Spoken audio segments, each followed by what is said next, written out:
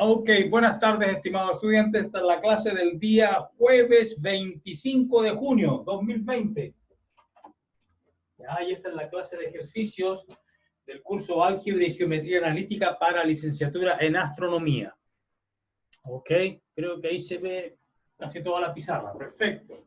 Si está muy luminoso, le bajamos el volumen. ¿Cuál es el problema? Le bajamos la luz. Bien, preguntas. Esta es la sesión de ejercicios. Tengo el juguete nuevo. Digo, no son nuevos, pero están todos con tinta fresca, ve, allí fue a comprar tinta. Incluso el lápiz rojo está lleno de tinta, está todo con tinta. Trabajar con el azul. Bien, preguntas. Oh, la tablet, voy a buscar la tablet.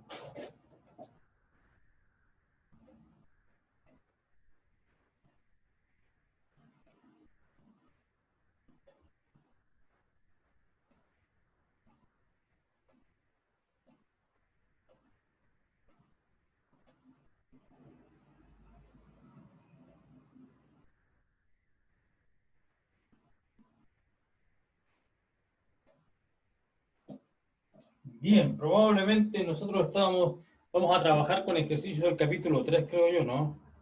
Me parece. Y entonces, ¿por qué saqué el capítulo 4? ¡Ja! ¡Fuera! Wait a minute, ¿qué pasa? Ok. Se volvió loco. Qué raro, no tengo acceso a internet.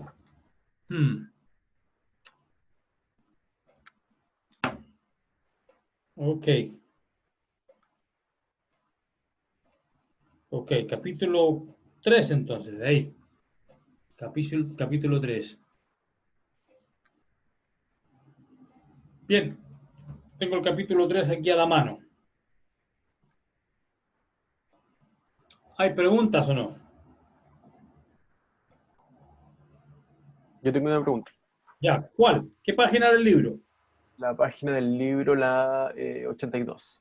80 y 80, 81, 80. Espera que se ilumine. 82, ¿qué número?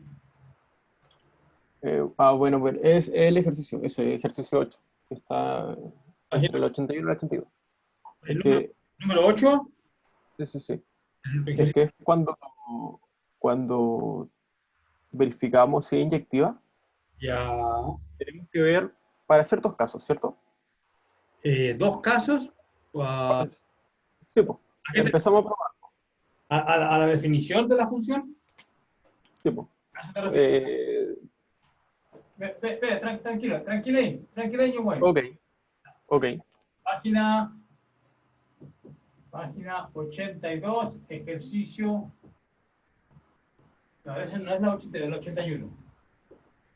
Parece que le eché mucha tinta a esto. No, no le eché, si esto viene con. Ya, ok. Página 81, ejercicio 8. Dice CAF. Una función de variable real definida así: x más 2, si x menor o igual que 2, y 2x si x es mayor estricto a 2. Ya, ahí está la de. Ya, entonces dice A.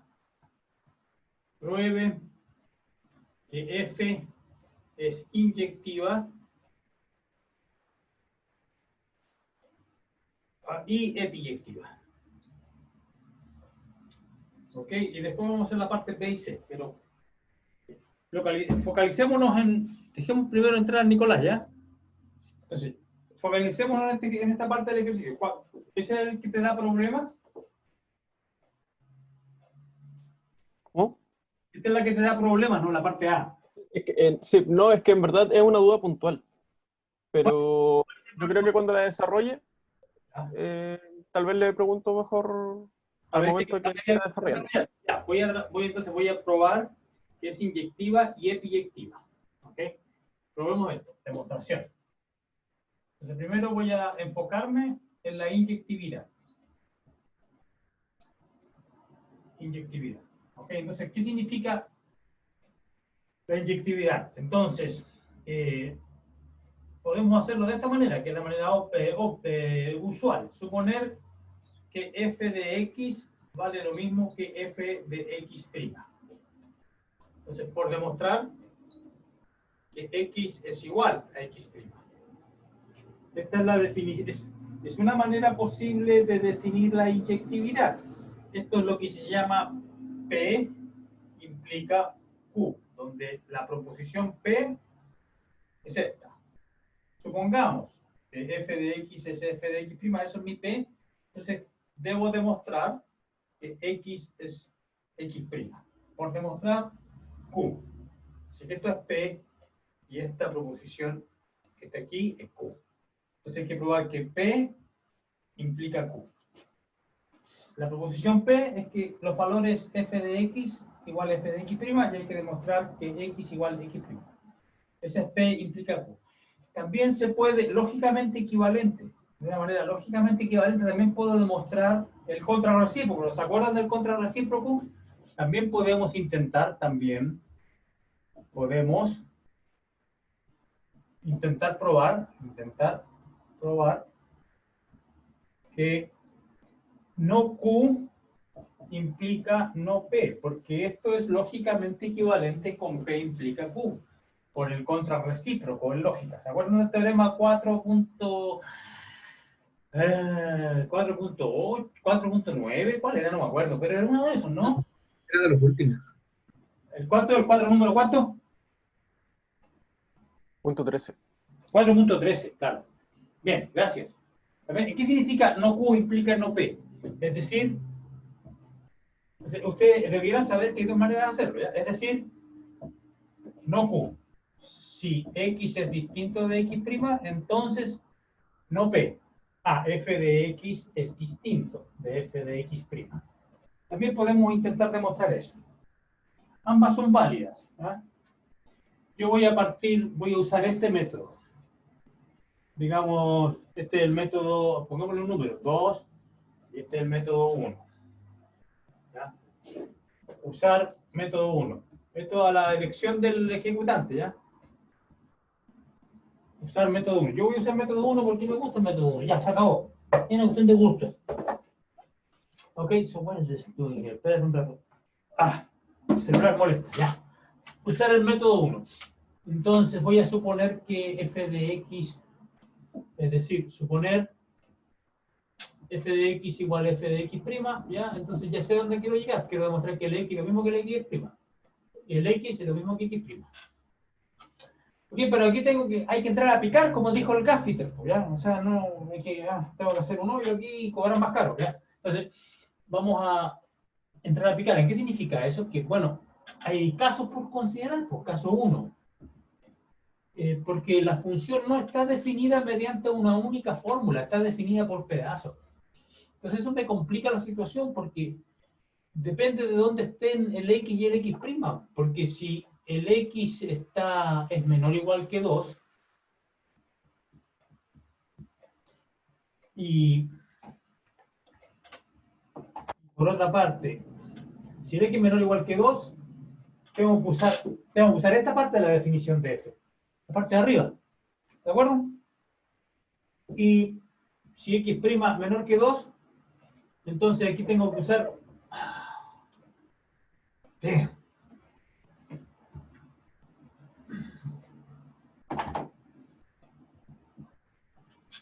caso x menor o igual que 2 y x' menor que 2, entonces si x' menor que 2, entonces ya no tengo que usar la parte de arriba, sino que la parte de abajo. Sorry, me equivoqué en algo.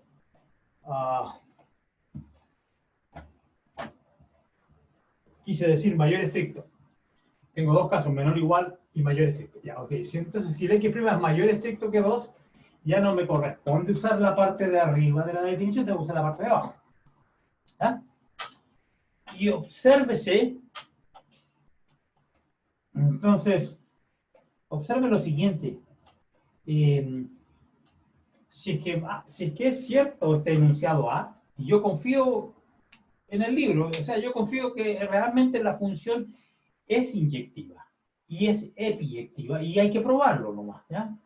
No es que te estén preguntando, oiga, ¿es F inyectiva o es F epiyectiva? No, se te están afirmando, oiga, aquí te están diciendo, la función es inyectiva y es epiyectiva y usted tiene que probarlo, ¿ok? Entonces, vamos a suponer que, bueno, es cierto que es inyectiva. Entonces, significa que esto tenemos, que es cierto, porque si F igual a F de X', entonces X tiene que ser X'. Eso es lo que quiero probar lógicamente. Pero entonces, nótese, quiero llegar, estoy usando el método 1, quiero llegar a que X es igual a X'. Pero aquí, ¿cómo va a ser posible esto en el caso 1? Es medio raro, porque si el X menor o igual que 2 y el X' mayor que 2, no pueden ser iguales todos ellos. Si este vive en Chuchuco y este vive en Cumpeo, nada que ver, viven en lugares distintos, ¿no es cierto? Este vive menor o igual que 2 y este es mayor que 2. Así que no puede ser que sean iguales, ¿ya? Dado que estoy suponiendo que la función sí es inyectiva, entonces realmente este caso va a ser vacío, es decir, no va a ser posible. ¿Qué es lo que va a fallar aquí? La hipótesis. Y no es cierto que el F pueda ser F, no es cierto que el P pueda ser cierto. No es cierto que la hipótesis de partida se cumpla. O sea, F de X igual F de X', aquí va a haber un problema, no puede suceder esto, no puede suceder. Profe, Dígame. consulta. Aquí está mi duda. O sea, ¿es necesario escribir este caso en donde no se cumple? Claro, tenéis que analizar todos los casos porque fíjate que ayer alguien me preguntó esto en el otro curso, ya, profe, ¿qué pasa?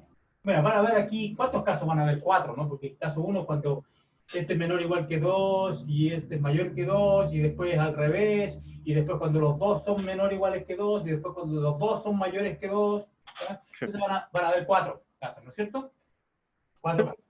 Ya, lo que pasa es que con el método que yo estoy usando, 1, van a haber 2 casos, este es uno de ellos, donde realmente no se cumple esta hipótesis P. Pero igual hay que hacerlo, porque igual que hay que decir, este caso no se considera porque no se cumple, pero tenéis que mostrar. ¿Ya? Entonces, pero alguien me dijo, oye, profe, entonces mire, lo que pasa es que en este caso que no se cumple, si yo en vez de usar el método 1, usara el método 2, ahí no tendría problema, porque en el método 2 yo parto de una hipótesis distinta. Yo parto yo parto no con P, sino que parto con no Q, porque no Q es el que implica no P, ¿no es cierto? Entonces parto con no Q, parto con que el X distinto es X'. Y esto entonces sí se puede dar, porque si el X menor o igual que 2 y el X' mayor que 2, perfectamente pueden ser diferentes, ¿no? Porque viven en lugares diferentes. No hay contradicción y este caso sí va a existir si uso el método 2. Ya, pero lo ideal sería que yo usara el método 1 para analizar los 4 casos o el método 2 para analizar los 4 casos. Un estudiante me dijo, profe, ¿qué pasa si yo para caso 1 y 2 uso el método 1 y para el caso 3 y 4 uso el método 2? Bueno, se puede hacer, está bien, lógicamente está bien, pero es como medio confuso, ¿no? Porque estáis usando 2 métodos distintos, depende de los casos, ¿ya? Entonces puede llevar a confusión del que escribe o del que revisa en este caso. Puede que yo me equivoque en revisar la cuestión es que es mejor usar uno de los 2 métodos, el 1 o el 2, para analizar los 4 casos. Y en el caso de usar el método 1 van a haber casos que no se dan. ¿Ya? Pero probablemente si usas el método 2, no va a ocurrir eso, va a tener que analizar los 4 casos, todos van a ser posibles. Puede ser, no sé. Eso habría que verlo. Pero que esto no es problema, porque uno dice aquí ya, esto no se puede dar, entonces, bien, pues está listo el caso 1, pasamos al caso 2. O sea, es parte de la demostración. ¿Por qué no se puede dar esto? Porque si el X menor o igual que 2 es f de X, ¿cuánto vale? X más 2. ¿Sí? Y si el X' es mayor que 2, ¿cuánto vale esto? 2X'. ¿Ya? Y esto no se puede, esta es la hipótesis P. Y la hipótesis P ni siquiera se da, o sea, no tengo cómo hacer el caso de analizarlo, porque esto es imposible. ¿Por qué es imposible? Porque esto de aquí es menor o igual que 4. Si el X menor o igual que 2, X más 2 menor o igual que 4. Y si el X' mayor que 2, 2X es mayor estricto que 4. Y algo que es mayor estricto que 4 no puede ser igual a algo que es menor igual que 4. Entonces, este caso es vacío, ¿eh? Este caso no se da. Y entonces es parte de mi demostración. Bien, analicé el caso 1, ahora te voy a analizar el caso 2.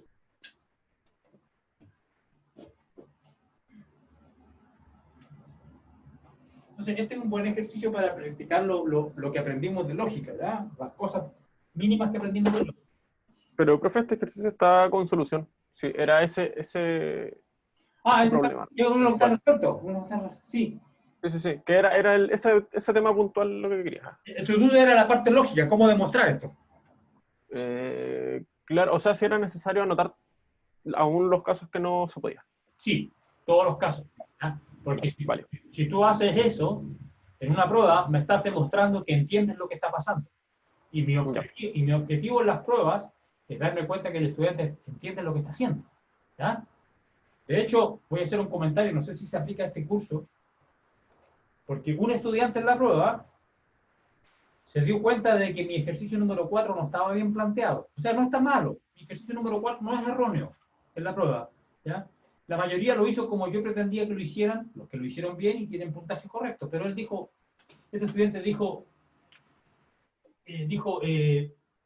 porque yo les pedí que les di una función así en la prueba 4, dije yo restringir el dominio de manera que la relación inversa sea una función. ¿Se acuerdan de eso? Este fue el ejercicio 4.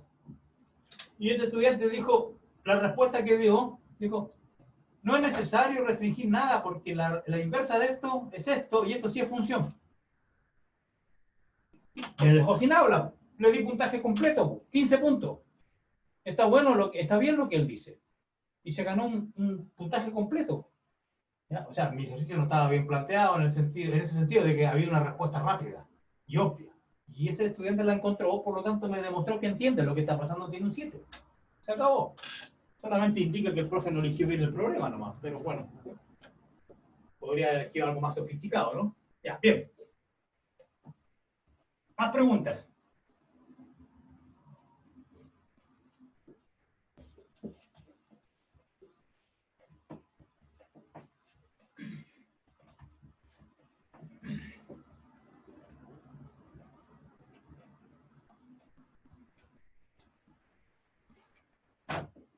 Bien. ¿Y este borrador cómo está? Los dos están buenos. Es que este borrador lo dañé ayer, pues. Lo metí a la tina. Bueno, no en realidad, digamos, le pasé un trapo con agua, bien mojado, le saqué toda la tinta y lo dejé secando, y ahora está sequito y borra de maravilla. ¿Eh? Bien, más preguntas.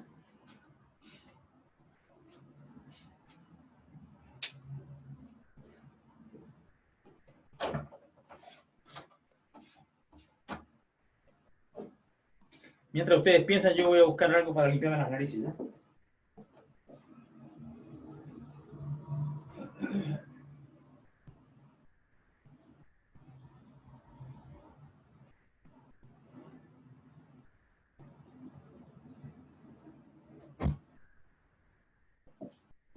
Bien. ¿No hay más preguntas? En el capítulo 4, Ya. el ejercicio propuesto 2 dice sumar los primeros n términos. Ya. No entiendo a qué se refiere. Ya, dame un ratito, déjame buscar el capítulo 4 primero. ¿Te acuerdas de qué página está eso?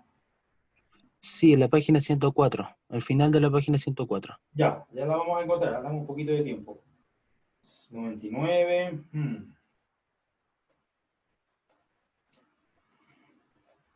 Página 104.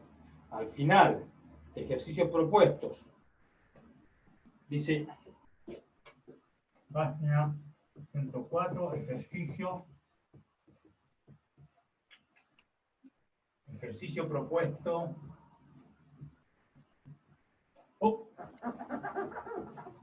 Ejercicio propuesto número, el gato significa número 2. A. Hagamos el B mejor.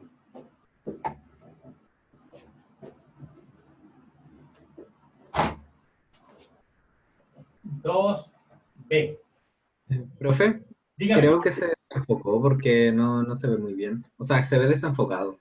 Se ve desenfocado. ¿Verdad que tienes razón? Pues espérate, entonces déjame admitir primero a Camilo que llegó tarde, ¿ya? Ahí se enfocó. Ya, sí, pero el problema es que no debería hacer eso porque yo lo puse con enfoque, yo le eliminé el autoenfoque, entonces puede ser que que el computador al apagarlo y al reiniciarlo se me echó a perder bueno, no sé si hacer esto durante la clase, ¿ya? Voy a salir de la pantalla a ver si puedo hacerlo en mi computadora aquí, ¿ya? Tengo que buscar simplemente la cámara, ¿ya? Y buscar dónde está el autoenfoque, sacarle el automático y ponerlo manual de nuevo, ¿ya? Y en eso estoy.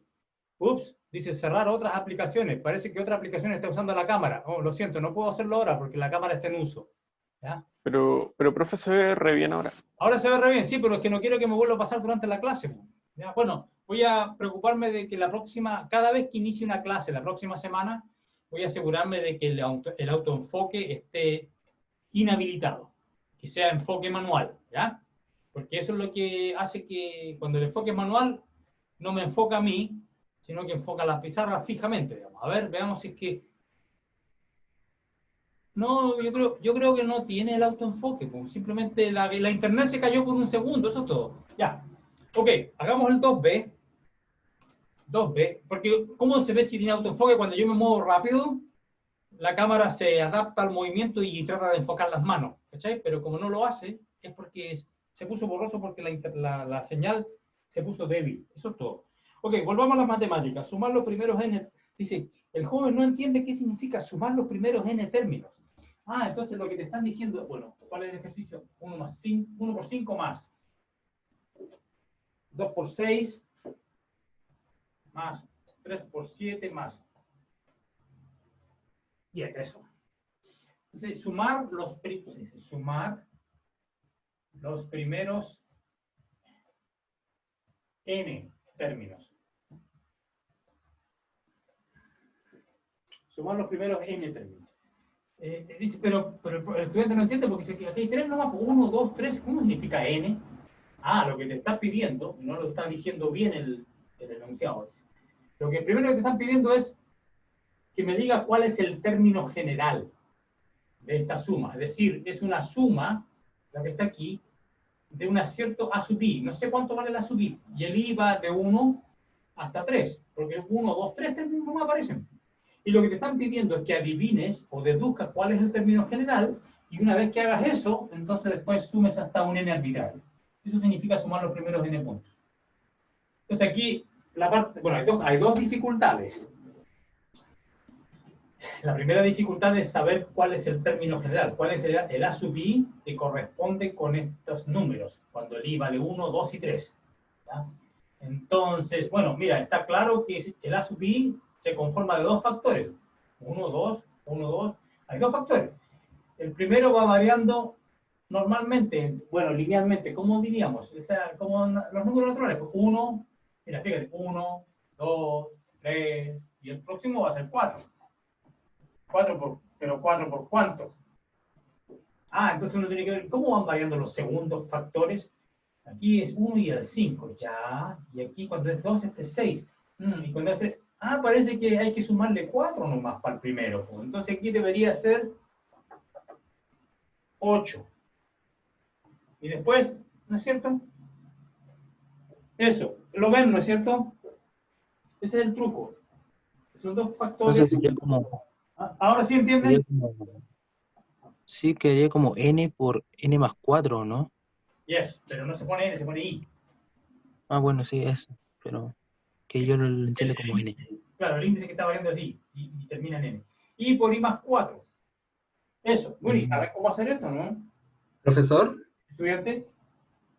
tengo una duda. ¿Qué es una asociación geométrica? A eso no lo hemos visto aún, por eso no lo sabe, no lo he definido. La próxima semana. Es que lo estuve viendo y estuve viendo algunos ejercicios de eso, pero no me quedó muy claro. Claro, que esos ejercicios no los puedes hacer aún porque ni siquiera he hecho la definición. Entonces, Okay. hay que tener paciencia, ¿ya? Por favor. Pero hagamos bueno, este es interesante, ¿no? ¿Saben cómo hacerlo o no? Y cuadrado más 4i y se separa por sumas parciales. Yes. Aquí tengo i cuadrado más 4i, después lo separo en dos sumas y el 4 constante sale fuera. Este creo que ya lo hicimos, ¿no es cierto? La suma de los i ya lo hicimos. Y la suma de los i cuadrados lo hicimos, ¿no? Parece que también hicimos la suma de los i cuadrados. Po. Creo que la suma de los i cuadrados era n por n más 1 por 2n más 1 dividido por 6. Y la suma de los i's era n por n más 1 medios. Ya, estamos usando sumas que ya hicimos antes. Y entonces aquí, bueno, voy a factorizar.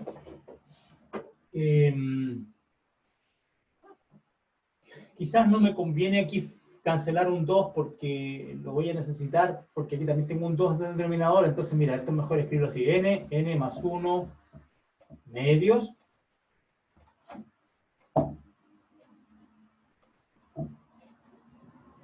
Factor común de 2n más 1 tercios y más 4. ¿Ven? Que aquí aparece el n por n más 1 medio, se lo factorizo. Y entonces aquí me va a quedar n por n más 1 medios. Y aquí tengo 2n más 12 más 1, 2n más 13 dividido por 3. Entonces me va a quedar, todo va a ser n más 1, 2n más 13 dividido por 6. Y esa es la suma de los primeros n términos de esa sucesión. Perdón, de esa suma. No es una serie, digamos. Una suma. Bien, ahí está entonces el 2b. Sugiero que ustedes hagan los demás. Que no los haga yo, porque si no, digamos, como a mí no me toca rendir la prueba, ustedes son los que tienen que hacer los ejercicios. Yo solamente les puedo guiar a hacer algunos ejemplos. Bien, ¿más preguntas? Voy a borrar esto, pero recuerden que como el video va a estar disponible en YouTube, a menos que haya algún percance y se me corte la grabación, espero que no. Profe, ¿está fijada la fecha de la prueba? La fecha de la prueba está fija ya. El día 20. Julio. Ya. 20 de julio. Ya hace tiempo subí el programa actualizado. De hecho, fue actualizado el día 2 de junio. El 2 de este mes. Ya, gracias. Ok.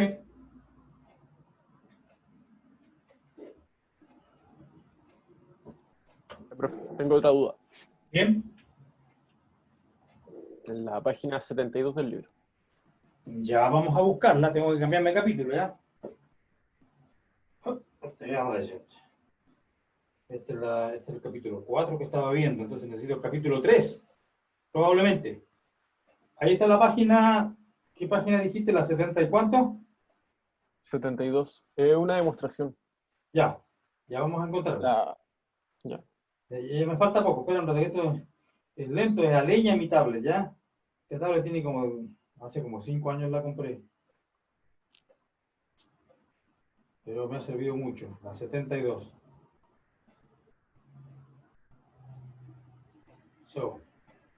Ok, ¿cuál demostración?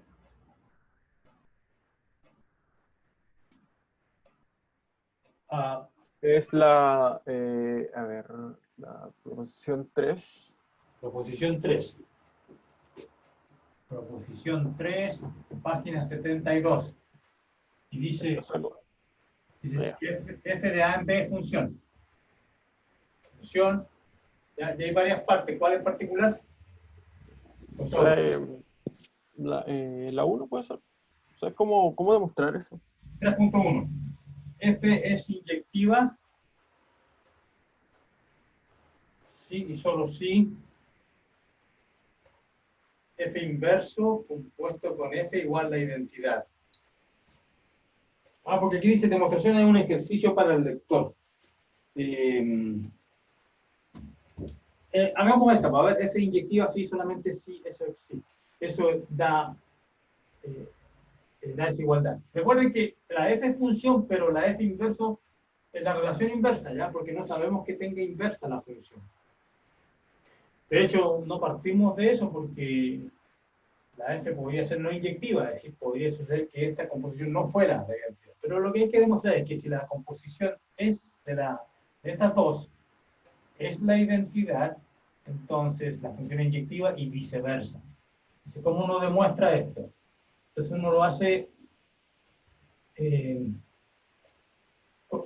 porque hay una implicancia. Recuerde que la implicancia, por una de las reglas del teorema 4 de lógica, de la implicancia es equivalente a, o sea, P sí solamente Q es equivalente a P implica Q y Q implica P. Entonces vamos a hacer primero P implica Q.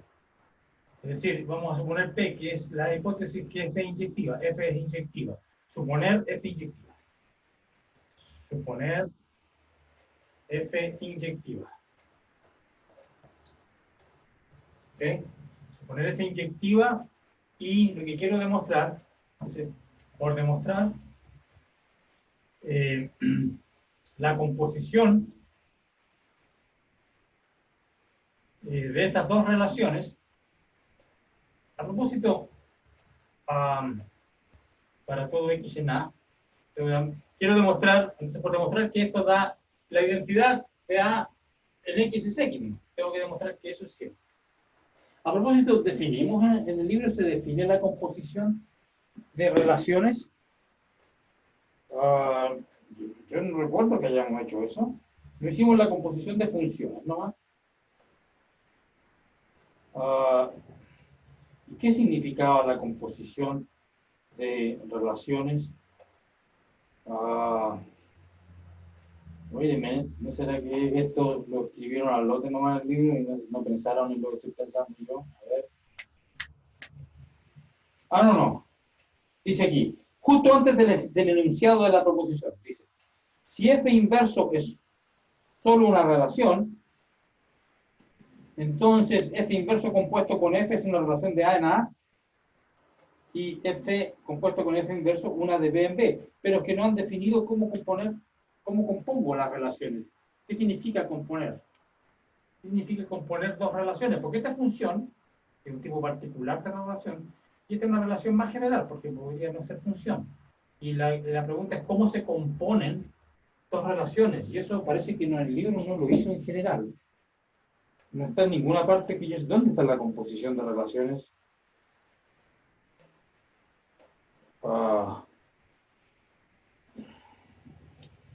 Ahí estamos mal, pues, ¿eh?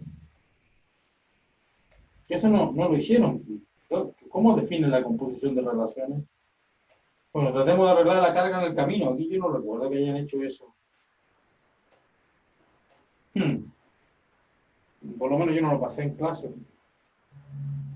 ¿Qué querrán decir? ¿Y cuál sería la...? Porque dice aquí, el capítulo dice en la página 65,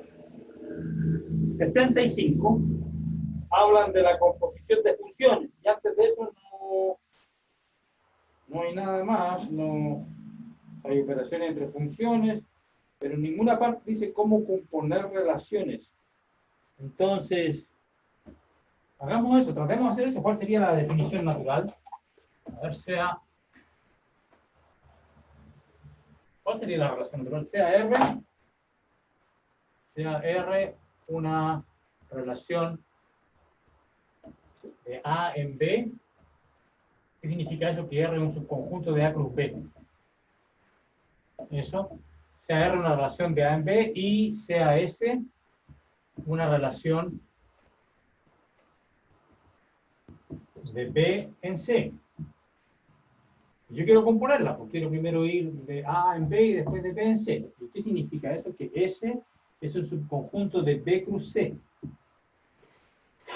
Y entonces, a ver, R va de A en B y S va de B en C. Entonces esto debería ser un subconjunto, porque esto parte en A y termina en C. Así que debería ser un subconjunto de A cruz C.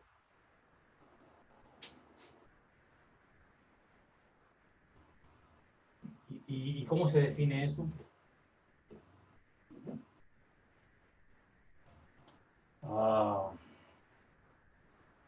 ¿Cómo defino la composición? Eso no está en el libro.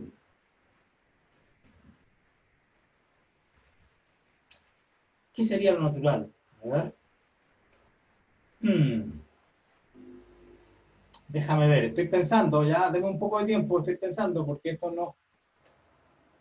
no está en el libro, ni lo tenía planteado, y no hice ese ejercicio, por eso que ocurre este problema.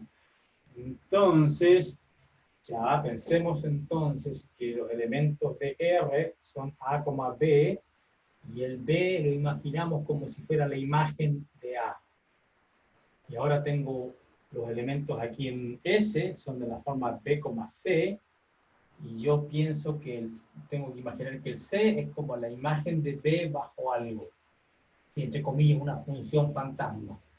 Entonces, lo que yo quiero hacer, entonces lo que yo quiero hacer es considerar un pareamiento, una forma bilineal, no sé cómo se dice en español, un pareamiento, no se dice pareamiento, eso es la manera incorrecta de decir, de traducir el inglés. Bueno, es una aplicación, ya, ahí está.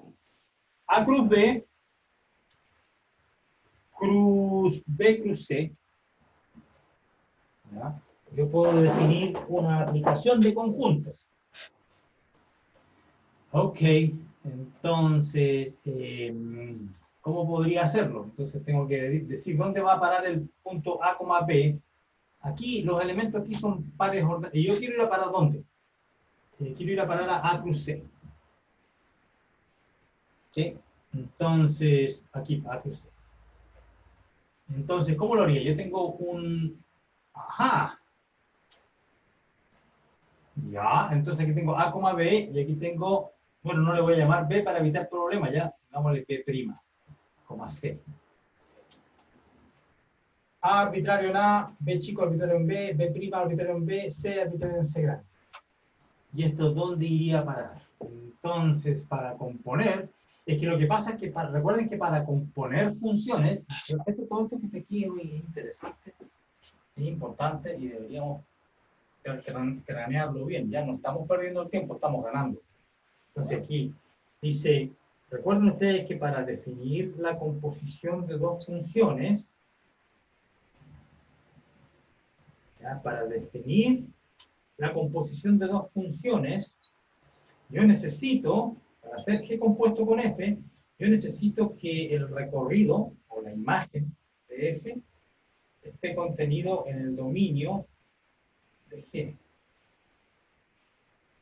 ¿Ya? Bueno, pero esto, si el dominio de G es todo B, esto es de perogrullo, porque la F, claro que estas son funciones, no son relaciones generales. La F lleva a los elementos de A dentro de P. Entonces, ¿cómo yo puedo aquí componer? Entonces, lo que necesito... bueno, pero aquí tengo el P es el conjunto ahí de allá de llegada y aquí es el mismo de partida. Entonces, no debería haber problema. Pero, ¿a dónde lo mando? Entonces, recuerden que aquí el B es como si fuera F de A, entre comillas, para una F fantasma. Esta no es una función, es una relación general. ¿Ya? Y aquí entonces, que C es como si fuera G de P para una G fantasma, una función. Entonces, ¿cómo haría yo la composición? ¿Cómo haría yo G compuesto con F de... G compuesto con F de A sería G de F de A. ¿Okay? Y mi F de A entonces es mi P. Y entonces tendría que aplicar G de P, donde P es F de A. Entonces esto es G de P con P igual a F de A. ¿Verdad? Entonces mi P' debería ser igual a mi P. Entonces, lo que yo necesito aquí, para poder definir esta composición, lo que yo no necesito considerar pares arbitrarios, lo que necesito es que este que está aquí sea igual con ese. Y entonces, en ese caso, entonces es natural mandarlo al par A, C. Y ahí puedo componer las relaciones, pero es que ustedes ven, componer relaciones generales, complicado, porque no está definido en el libro.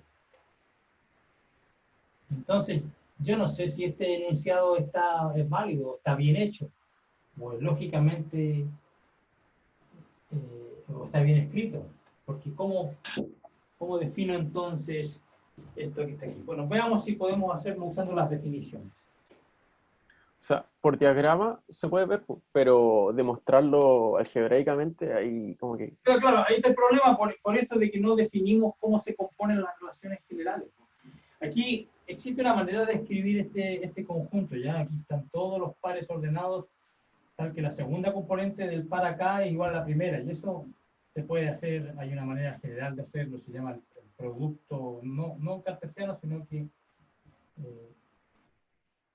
producto fibrado, ¿ya? Entonces, aquí están sobre B, entonces aquí están todos los pares, tal que la proyección de la segunda componente es lo mismo que la proyección de la primera componente aquí. Bueno, pero es demasiado complicado, no es parte de este curso esto. Entonces, sería bueno que antes en el libro, sería bueno que antes de preguntarnos por ejercicios nos definieran todo lo que necesitamos. No está todo definido hoy.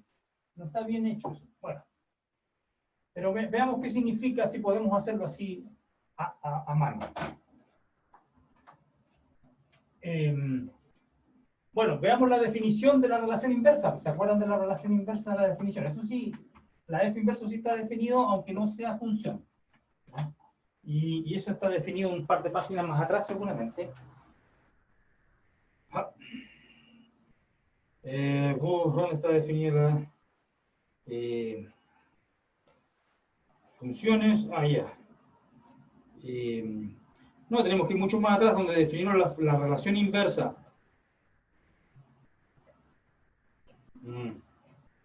Por aquí está, por la página, unas 4 o 5 páginas más atrás. Pero bueno, ¿qué significa esto? F inverso de f de x igual a x. Tenemos que probar eso para todo x en A. Bien, pues entonces tenemos que recordar la definición de la relación inversa. Y eso, no recuerdo en qué página está exactamente. Ya lo vamos a encontrar, hay que tener un poco de paciencia. A medida que yo voy cambiando las páginas, se demora un poco en ilustrar.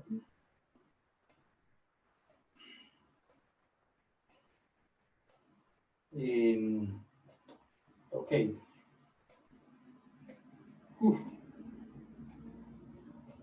Aquí está, la página 43. Debería estar. Yes. Sea R una relación de A en B, en este caso es F.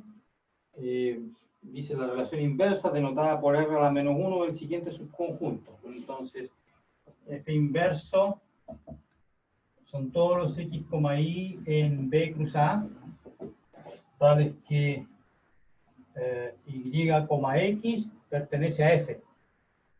Esa fue la definición de la... Pero es que lo que pasa es que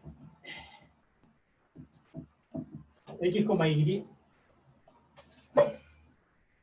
X que pertenezca a F significa que simplemente que el X, la segunda componente, es F de Y. Eso.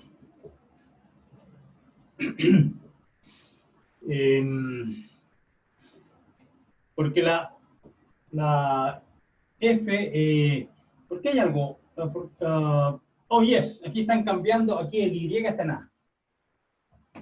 No sé por qué no usan y X. O sea, yo me equivoqué en copiar.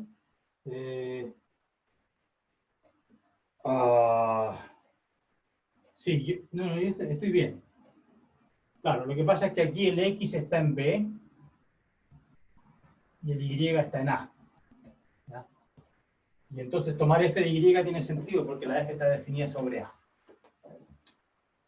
Y como la F es función para un Y dado en A, el F de Y está unívocamente definido, hay un solo X. O sea, hay un solo valor para F de Y, porque es función la F. Y esta es la relación inversa. Entonces, ya, pues entonces, ¿qué sería Entonces, ¿cómo definiría yo f inverso de algo? F inverso de algo. Entonces, f inverso se supone que es una relación, no es una función que vaya de B en A, sino que es una relación que está contenida en B cruzano. Eso. Entonces, ¿qué significa f inverso de f de x? Ni siquiera le puedo dar un sentido a eso. Realmente no sé qué es lo que están tratando de enunciar. El enunciado no está bien escrito. Porque uno podría decir entonces aquí, no sé, a ver, no sé cuánto, cómo definir f inverso de un número que está, este número está en B, ¿ya? Pertenece a B.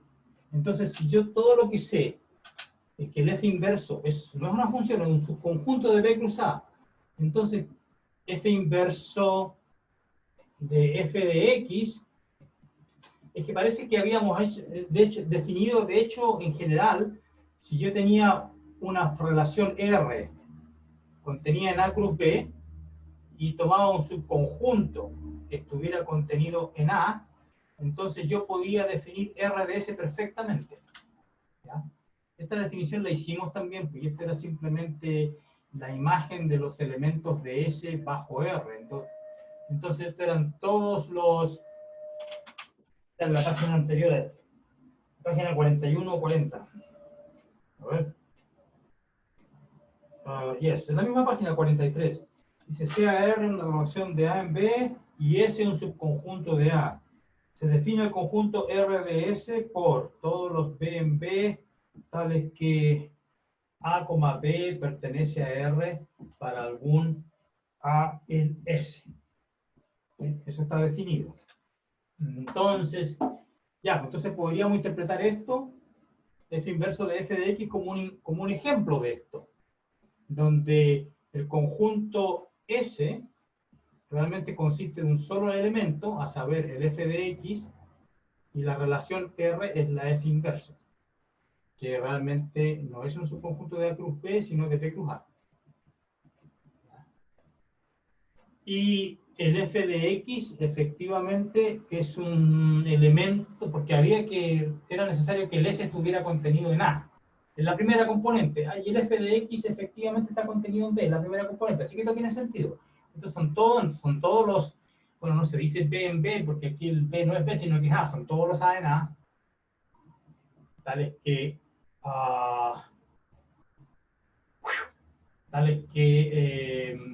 B, A pertenece a F inverso para algún B en S. Pero es que el S consiste en un solo elemento, el F de X. Entonces significa esto, el B es la única posibilidad que tiene, que es F de X. ¿Ya? Son todos... porque aquí decía A, B está en R para algún A en S, pero es que el S es un singulete, contiene un solo elemento, f de x. Entonces, para algún A en S significa que ese es el único posible, el f de x. Bien, pues entonces f inverso de f de x está definido. Entonces, el f inverso de f de x, entonces, son todos los A posibles en A, tales que, ¿por qué no veo nada? Porque están mis lentes acá. Entonces son todos los A en A posibles que tengan esta gracia, que f, x en A pertenezca a f inverso. Ok. Entonces lo que yo quiero demostrar, esto es x, es decir, que hay un único A en A que tiene esta gracia.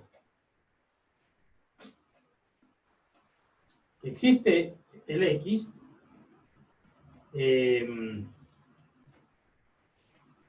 acá, y recuerden que, recuerden que ¿Qué significaba que este par estuviera en F inverso? Bueno, solamente eso, porque la F inverso no es una función, no puedo yo decir, claro que moralmente debiera ser que la segunda componente es igual a, si fueran funciones, sería f de f de x, f inverso de f de x, f inverso de la primera. ¿Ya? Y entonces lo que habría que ver es que este conjunto realmente contiene un solo elemento que es la x. Y pues ahí tienen que entonces entrar en la hipótesis de la inyectividad. ¿Ya? Entonces, ¿qué significa? Entonces veámoslo. Aquí ya voy a tener que borrar esa pizarra lamentablemente, pero tenemos que llegar a esto, ¿ya? Y usando la inyectividad en algún momento. Tengo que borrar acá, lo siento. What the heck is it? Ah, here.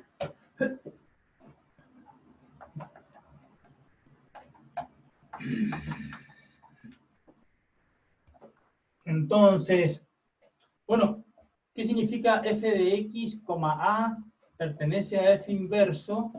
Pero eso sí, solamente sí.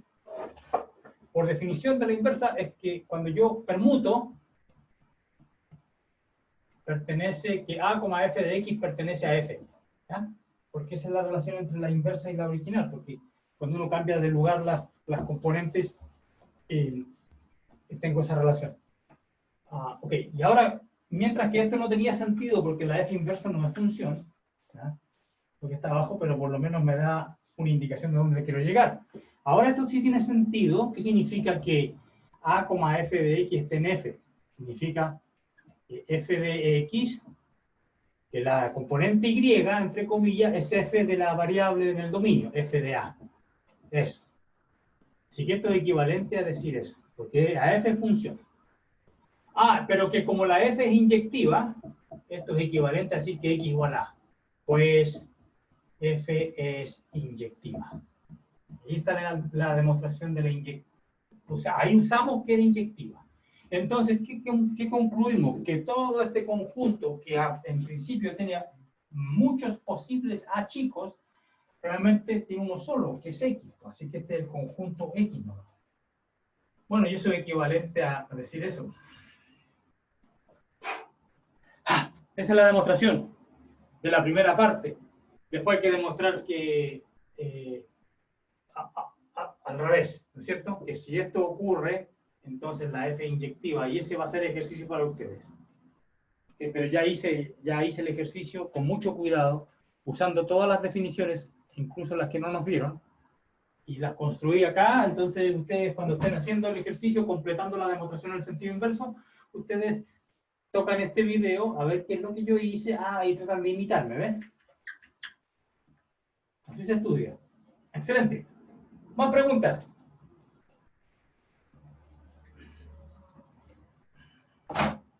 No.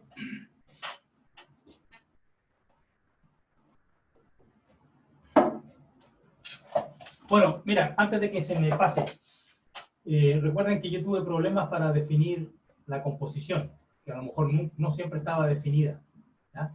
Pero lo que pasa es que eso era demasiado general, porque en realidad yo no tenía una situación tan general como esta, tenía la R y la R inversa, ¿ya?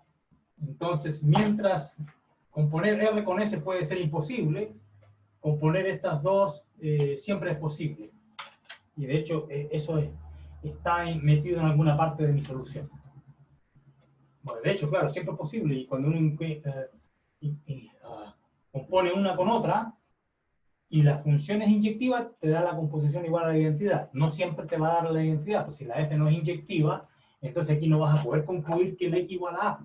Entonces todo lo que vas a poder concluir, que el X es un posible elemento acá, que este podría tener más, ¿ya?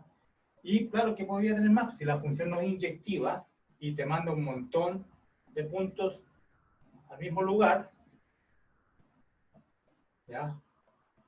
Esta es una función no inyectiva, entonces claro, este conjunto va a ser más grande y de hecho probablemente consiste de todas las preimágenes, todos estos puntos que están acá.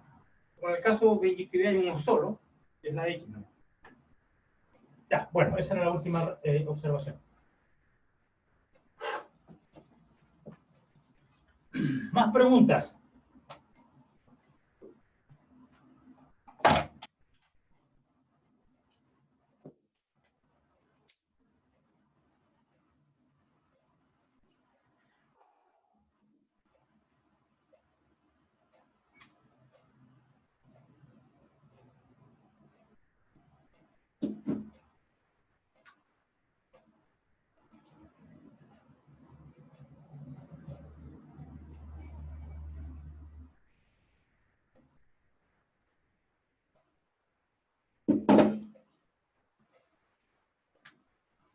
¿No más preguntas?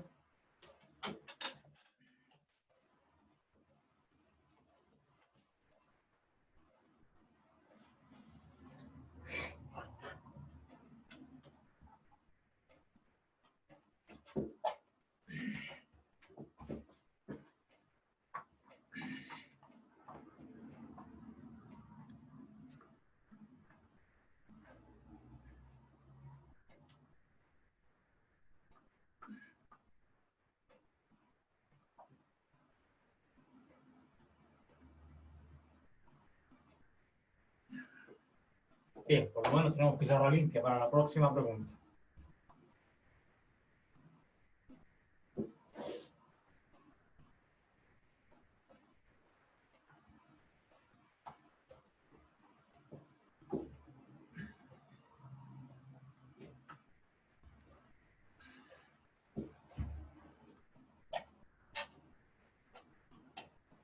¿Más preguntas, muchachos? ¿No tienen más preguntas? ¿No han estudiado nada, parece? ¿Pocaso?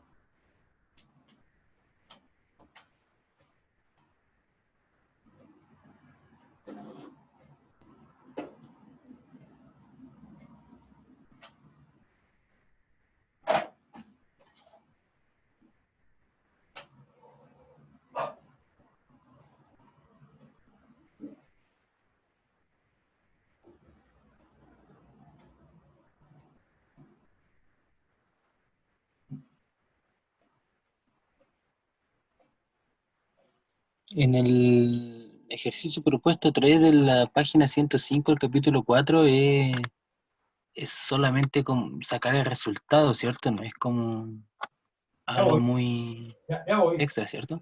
Sí, sí, pero tengo que verlo primero porque no me... Ok. ¿Qué página dijiste? 105. 105, veamos. Déjame echarle una mirada. Página 105. Ya va a aparecer. Ya, ¿qué número? El ejercicio 3, en que salen todas las 4 alternativas, sale encontrar el valor de, Ya. y sale 11 al cuadrado, 12 al cuadrado, 13 al cuadrado, hasta 21 al cuadrado. Entonces es como solamente sacar el resultado de ese conjunto finito, ¿cierto? Sí, claro, pero no por fuerza bruta. O sea, Ah, ¿cómo entonces? ah. Bien, pues qué bueno que hice la pregunta. Página 105. Ejercicio 3. O sea, aquí debería decir, ejercicio 3, encontrar el valor de sin usar calculadora. Porque usar calculadora es fuerza bruta. Encontrar el valor de... A ver, hagamos... Es más difícil. 20 cubos menos 19 cubos más 18 cubos menos más 2 cubos menos 1 cubo. Ese es más difícil, parece. ¿Ok? Bueno, el B tampoco está trivial. Esta es una suma. Entonces, bueno, ¿cómo lo calculo? Claro, yo puedo tomar la calculadora y calcular 20 al cubo y empezar así, ¿no es cierto? 20 al cuadrado, 400 por 20, 8000 parece que da esto, ¿no? Y después 8000 menos esta, y ya me paso media hora con la calculadora. Entonces, no, así no se hace. ¿Qué es lo que tengo que hacer? Me están pidiendo calcular una suma que está al revés. Ya, bueno, no importa, le cambio el orden. Empiezo con 1 primero. Igual 1 hasta 20. 20, ya, fino, hasta n. Cualquier n, después le pongo n igual a 20 y se acabó. Y entonces aquí, ¿qué aparecen? Los cubos. ¿Ah? 1 cubo, 2, ya, pero no aparecen los cubos, aparece un signo que va cambiando. Ya, y el primero menos, después más, menos. Entonces, ¿qué significa? Ah, aquí va menos 1 elevado a qué potencia. Bueno, cuando empiezo con igual a 1 tengo negativo, así le pongamos i. Menos 1 a la i y al cubo. Ok, entonces es una suma alternante que se va alternando con el índice. Entonces, ¿cómo hago esto? ¿Cómo hago esto? Bueno, veamos, si yo le sumo, esto quiero calcular esto, pero si yo le sumo la que no tiene signos, ¿qué me va a dar? Bueno, puedo escribir aquí, ¿no es cierto? Igual 1 hasta n, y aquí va a quedar menos 1 a la i más 1, todo eso factor de i cubo. Bueno, cuando el i sea par, perdón, cuando el i sea impar, esto me va a dar 0, porque menos 1 a un impar es menos 1 y con este se matan. Entonces aquí realmente voy a obtener simplemente la suma de i igual 1 hasta n, pero el i tiene que ser par. Cuando el i es par, aquí me da 1 a un número par, o sea, menos 1 a un número par es 1, entonces me va a dar 2 veces la suma de los cubos, pero el i es par. Ah, pero es que si el i es par, entonces 2 por algo. Llamémoslo 2 por j. No le puedo llamar 2 por i, porque el i es 2 algo, 2j, elevado al cubo. Y el i, ¿qué significa? Que el i varía de 1 hasta n y el i es par. Significa que el j varía de 1 hasta n medio, pero es que depende, porque si el n es impar, entonces el último par, el último índice par no es, ¿cómo lo digo? Quizás me estoy complicando, pongámoslo hasta 20 nomás, ¿ya? Después lo hacemos para n. No quiero complicar demasiado la situación. Pongamos 20 porque eso es lo que nos pidieron. Entonces, el n es complicado porque va a depender si es que el n es par o impar, cuántos términos hay acá, etcétera. Entonces, ¿para qué complicar la cosa ahora? Empecemos despacito por las piedras. Aquí tengo 20, ¿ya? Y entonces aquí tengo que ir 1 hasta 20 y son todos los pares. Ah, entonces está incluido el 20. Y el 20 es 2 por 10. Así que llega hasta acá, hasta 10. ¿Ya? ¿Cachai? Que si el n, en vez de 20 sumamos hasta 22 o hasta 21, va a ir cambiando, va a depender. Pero no importa, tengo esa suma hasta... Y ahora aparece el 2, también es un constante. 2 al cubo sale fuera, 2 a la cuarta, también conocido como 16. Y ahora tengo la suma de j igual 1 hasta 10, j al cubo. Bien, entonces, ¿qué concluyo de todo esto? Entonces, todo este argumento, recuerden que esto vale esto. Entonces, todo este argumento me permite aislar lo que estoy calculando. Igual 1 hasta 20 menos 1 a la i al cubo va a ser 16 veces esta suma hasta 10 menos esta suma. Pero esta llega hasta 20. ¿Ya? Y si yo quiero, no tengo por qué llamarle j a esto, me gusta mucho la i, le llamo i también. Y se acabó. Ahora la i va de 1 hasta 10. Tengo ese problema. ¿Ya? Ok. Ya, pues ahora tengo que calcular la suma de los cubos.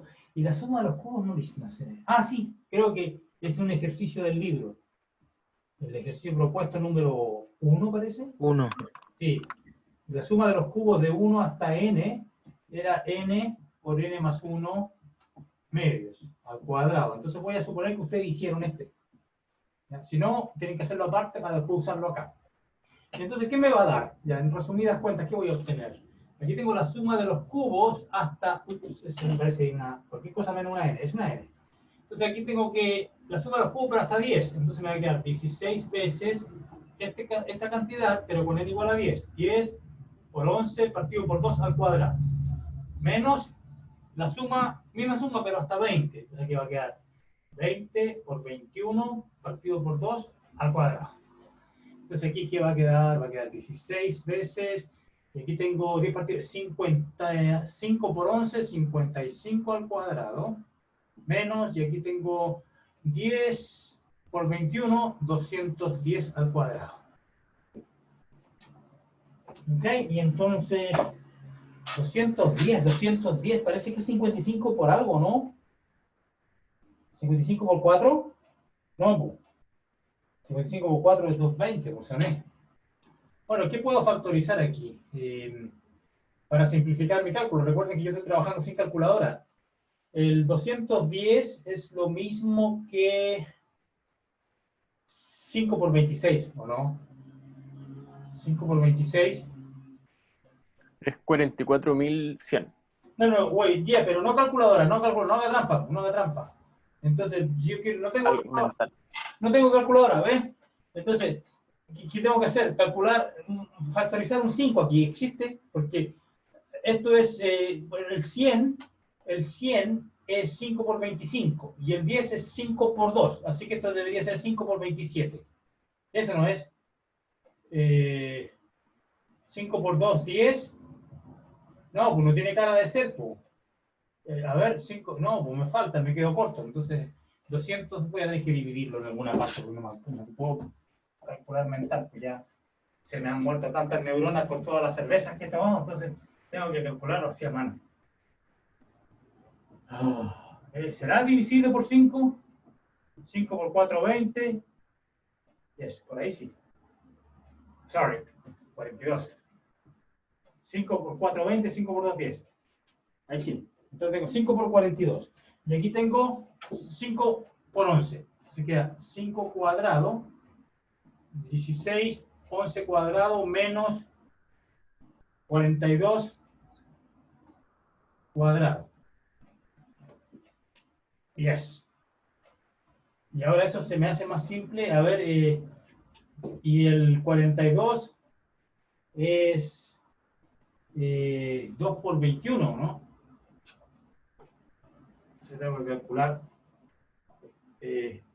5 cuadrado, 16 por 11 cuadrado menos 2 por 21 cuadrado.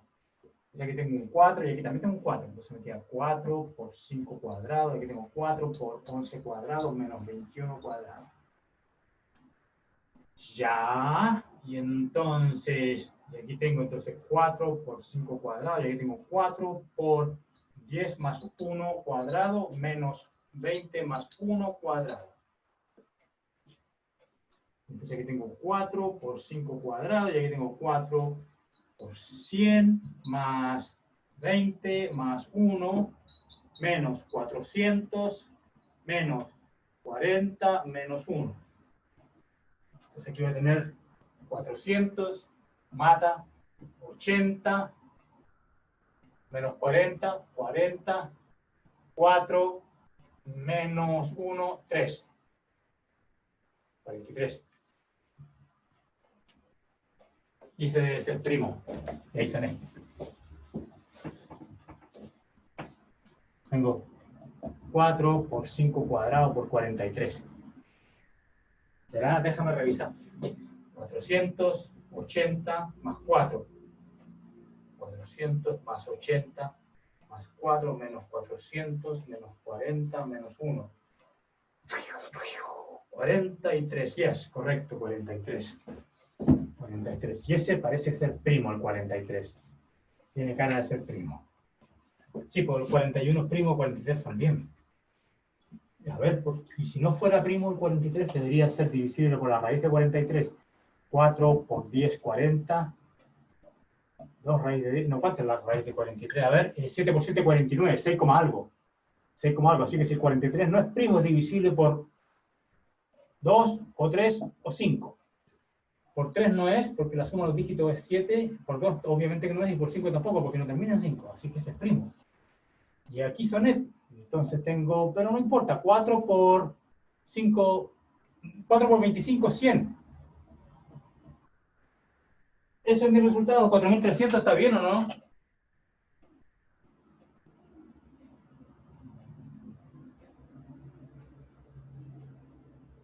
Capaz que me haya equivocado en algo. Bueno, pero sin calculadora. Y sin fuerza bruta. Sin sumar y restar, sino hacer esto. Usar las fórmulas generales que ustedes conocen.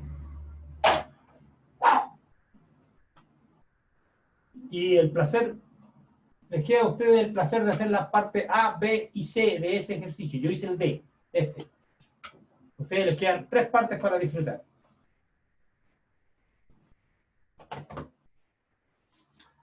Más preguntas.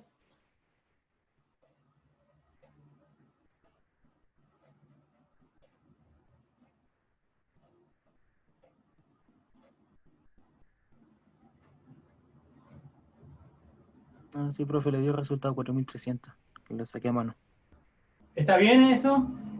El Sí, cuatro- está bien, lo saqué Ah, a mano y me da 4300. ya, ¿por qué? Porque había presionado una tecla mal en la calculadora, ¿eso? No, no, lo saqué a mano recién, o sea, Allá. en el cuaderno lo calculé. Y tenemos Y lo da mismo, 4300. y tenemos el mismo Sí, da resultado. 4300. Sí. Sí, Sí, o sea, o nos equivocamos los dos o ganamos los dos. Ya, está bien. bueno, Bueno, pues yo no uso calculadora. sea como sea, se hizo el intento. Se hizo un intento. Sí, claro. En las pruebas ustedes pueden usar calculadora, ya, pero que generalmente en mis pruebas el estudiante no necesita calculadora para resolver algo. En general, ¿no? Y de hecho prefiero que en las pruebas no me pongan la 1,41, 42, sino que pongan una raíz de 2. ¿No? O sea, no me den decimales en las pruebas, por favor, denme el resultado así, que yo pueda leer. No decimales, porque si ustedes me dan decimales, bueno, tengo que multiplicarlo por algo hasta que encuentre un número entero para saber si coincide con la pauta. Entonces eso me hace trabajar más de la cuenta.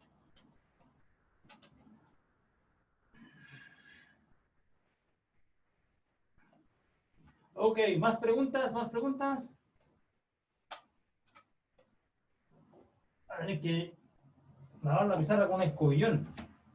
Y con espuma, ya. Todo el fin de semana.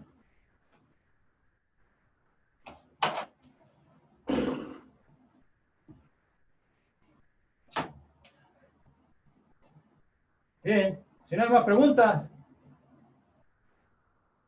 nos retiramos, ¿no? Pero quedan 15 minutos aún, pues no tienen nada.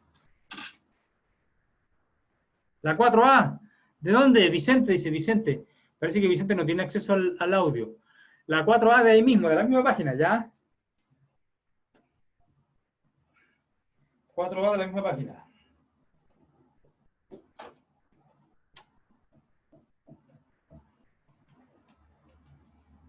Sume 2n términos. Sume 2n términos de 2 por 5 más 3 por 6 más 4 por 7 más eso.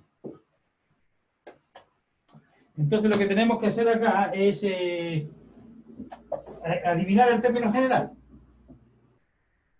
2, 3, 4.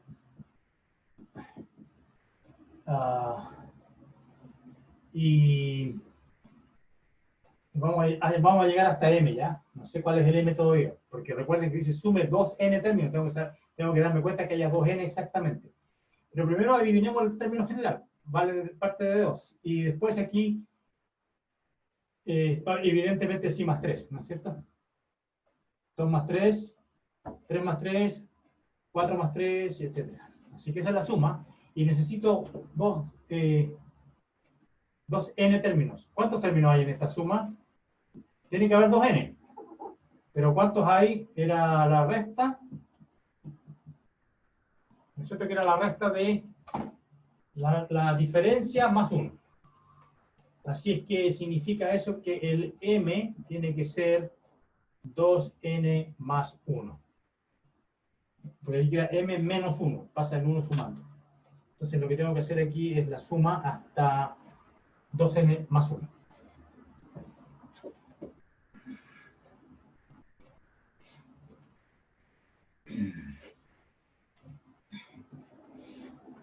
Bien. Espero que no les moleste, pero no creo que ustedes no lo vean. Yo lo veo, pero ustedes no. Ya, bien.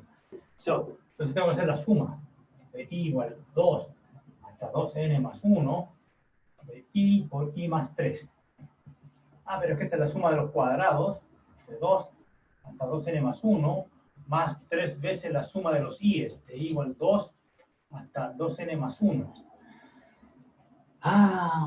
Yo conozco fórmulas para la suma de los cuadrados. Y la suma de los i's también, pero las fórmulas que conozco parten de 1. Parten de 1. Mala onda. Bueno, pero no importa, puedo obligarla a partir de 1. Parte de 1, mi chica, ahí están obligados, ¿ya? Parte de 1 y le estoy agregando el término con 1, así que se lo resto. Menos 1. Más, 3 veces. Voy a sumar desde 1 Bueno, es menos 1 porque 1 al cuadrado es 1. Y aquí también le tengo que restar 1 porque i cuando i vale 1 es 1. Entonces aquí va a quedar esta suma de igual 1 hasta algo. Esa suma de los cuadrados era n, es decir, el límite n por n más 1 por 2, n más 1 partido por 6. Menos 1 más 3 veces, y esta suma era n por n más 1 partido por 2, menos 1.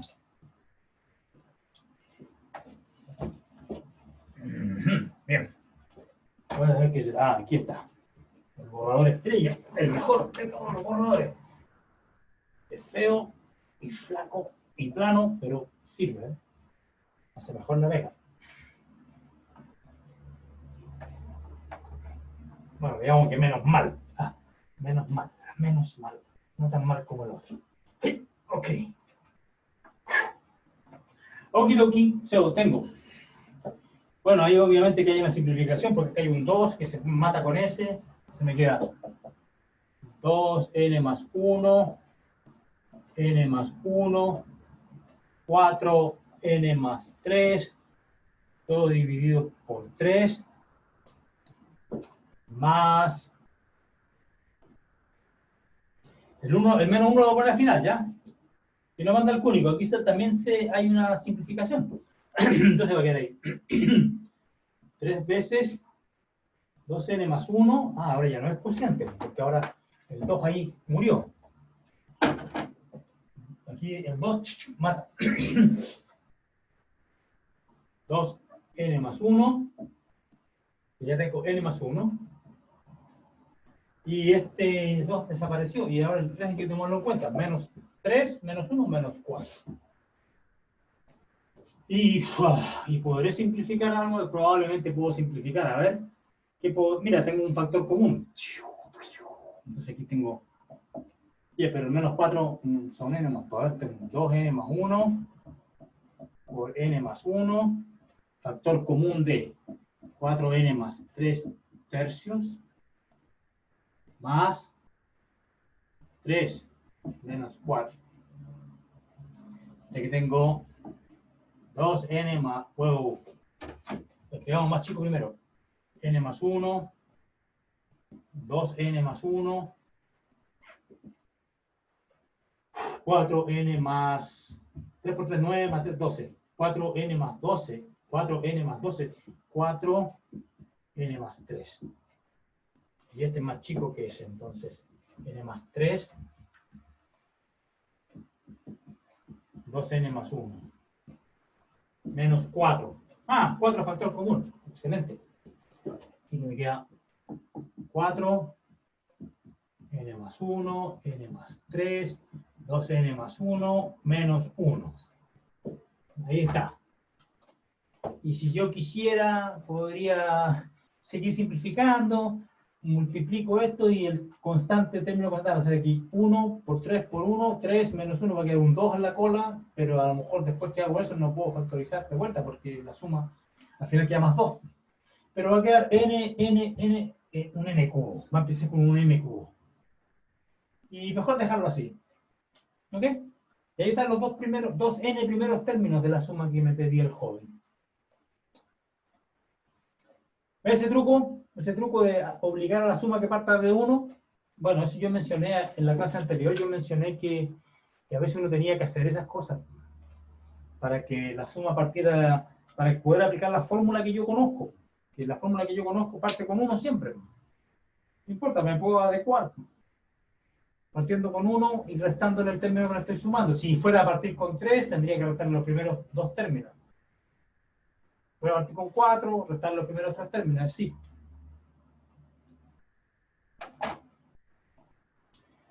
¿Más preguntas? Quedan 7 minutos para la última pregunta, si tienen.